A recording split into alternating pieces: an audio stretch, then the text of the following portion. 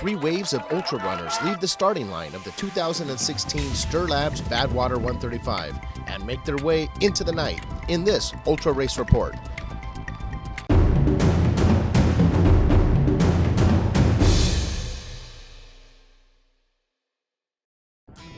The Badwater Basin, the lowest spot in North America, where temperatures of 120 plus degrees are not uncommon. This is where an elite field of athletes will take on an incredible challenge.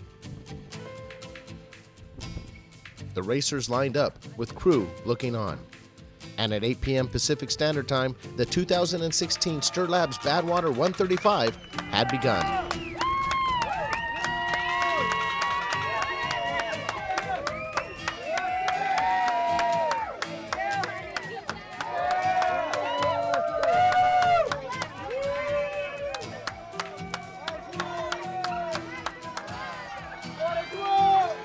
The runners made their way onto Badwater Road and headed north.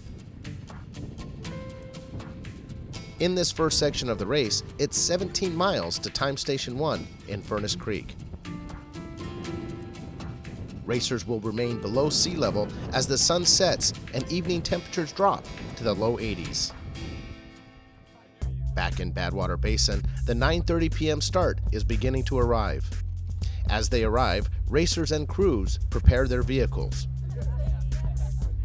Each racer needs to check in with the race medical and get weighed in.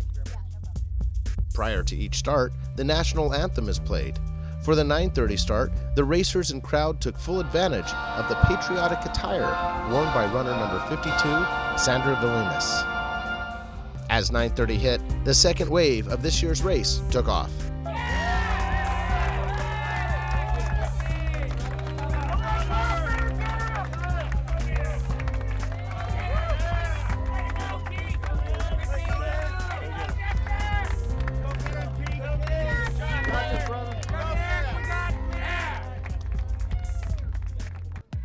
Shortly after the parking lot cleared, the 11 p.m. racers started to arrive.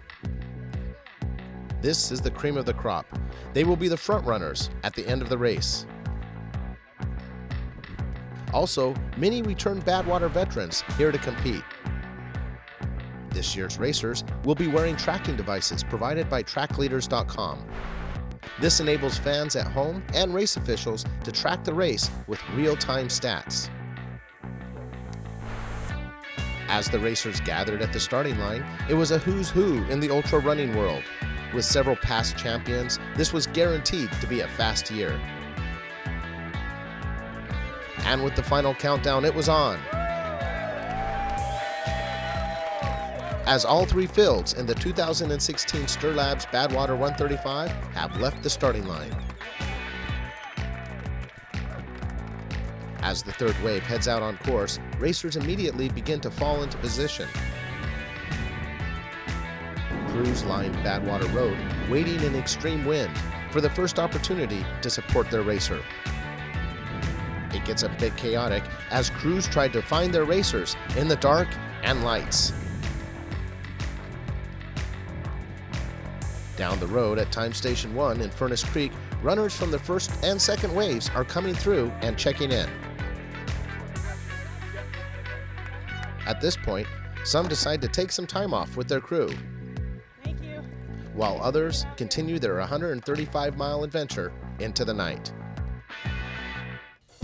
To see all the time splits and other Adventure Corps races, check out the Badwater website. Make sure to click on the webcast link to see photos, stats, and live GPS tracking by trackleaders.com. With this tracking, you can replay the race and see how it all unfolded. Make sure to check out Ultra Racing Network on Facebook, also on YouTube, to see the latest Ultra Race Report. Temperatures start to climb as day breaks and racers face their first major elevation gains in the next Ultra Race Report.